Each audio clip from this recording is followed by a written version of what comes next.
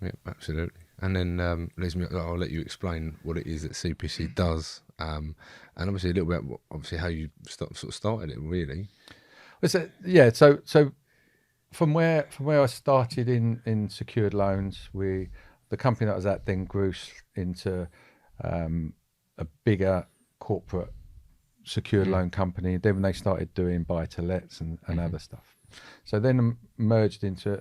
I went to another company, which was the one I was at before we started on our own, and that was sort of the self-cert mortgages, buy to lets and stuff. So we were doing secured loans, mortgages, and buy to lets.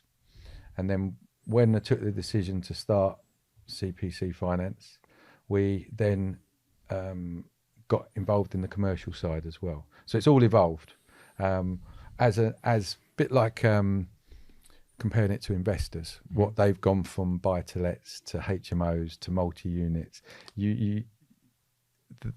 The journey evolves as you either get more experience or it doesn't work anymore. In the current market, some of the buy to lets don't, so people are looking for more incomes.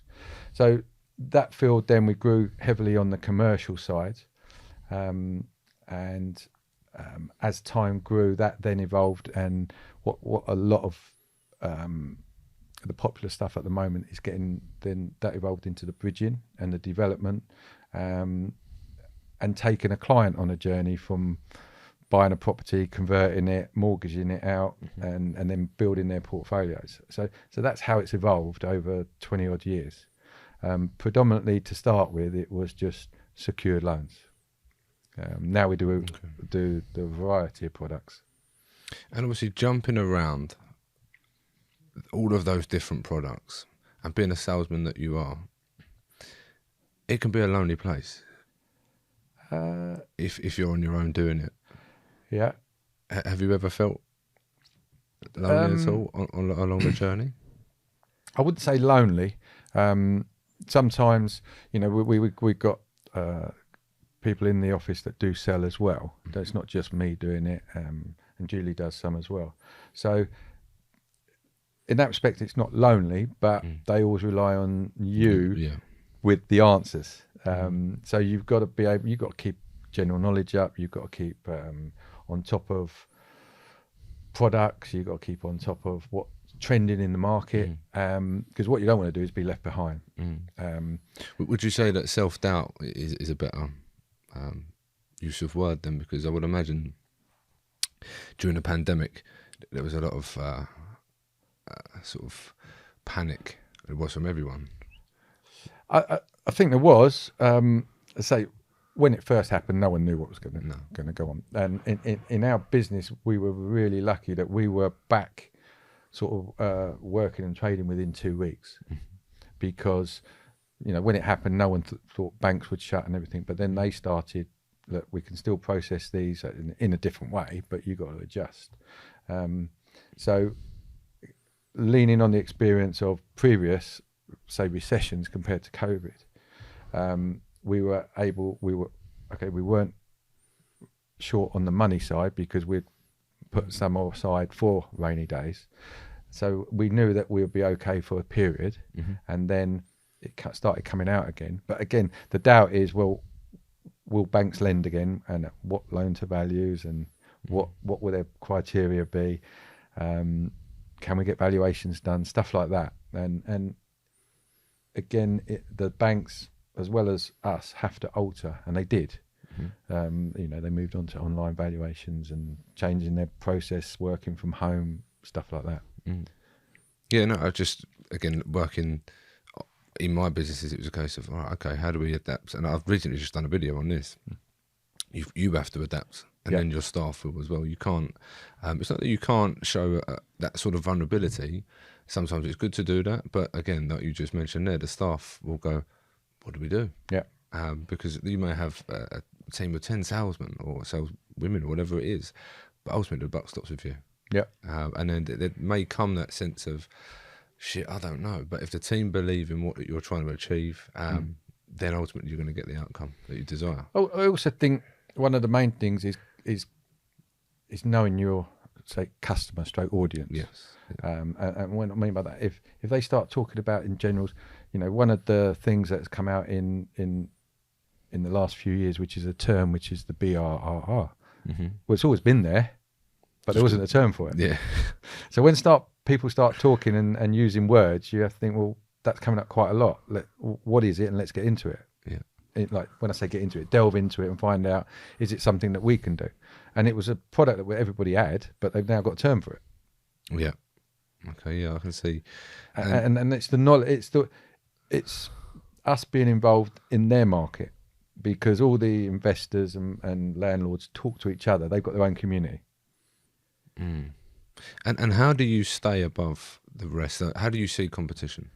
I don't see competition, and I don't mean that rudely. I'm not saying there is. I rely on our relationships with our clients, Mm-hmm. and that's the competition. Is if we don't look after them, someone else will. Mm-hmm. So I'm not worried about competition if we're doing our jobs right. If someone wants to go somewhere else out of choice, that's their opinion. We've had it and people have come back. We don't charge broker fees, so it purely sold on service. It's very interesting that you've actually said that, because I've again recently done a video and they asked me a question of, what do you think of your competition? I said, I don't look at the competition and I don't see competition, because again, in a different industry, but it's the service that I'm providing if they want to go elsewhere. Exactly the same answer. Yep. But just in a different industry, because you're not going to hold to ransom and go, right, you've got to stay with me. Yeah. It's absolutely fine. So sometimes, they need to go somewhere else to understand what you do for them. Yes. Yeah. I've had that before. Yeah. I've had that before, and they go, tail between their legs, can I come back? And I'm sure you have. Yeah. I welcome anyone. And it's the way I look at it, there's enough business out there for all the brokers. How much you want to write and how much you want to take on. There's also a point where, as I said previously, I had 35 staff. There's 6 of us now.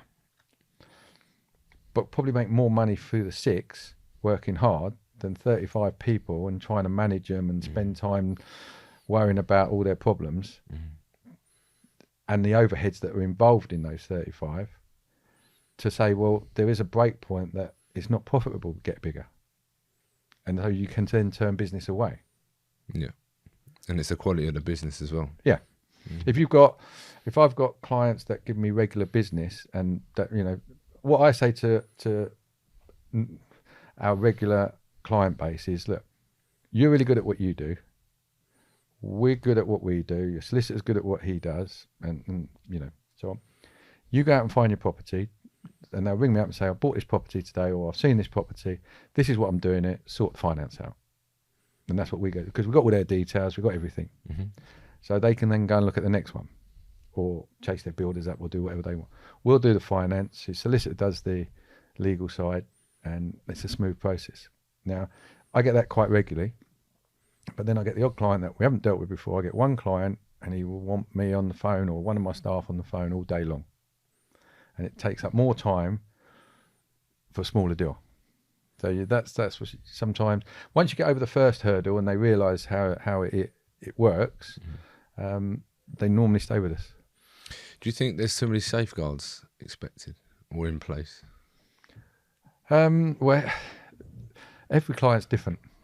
Every client will want something different. Some will want, say, Julie, Leon, or someone in the office. They'll only deal with them. Not only deal with them, but that'll be their regular contact. Some will be me, some will be other. But you have to work out, well, they're happy, that's what they want. That doesn't mean you say, well, you have to deal with X, Y, Z. If that's your relationship and it works, that's what you'll get. Yeah. So you have to move. It's not safeguard, it's ensuring. My personality might not suit everybody. Julie's might not suit everybody else. It's finding out which one you work with.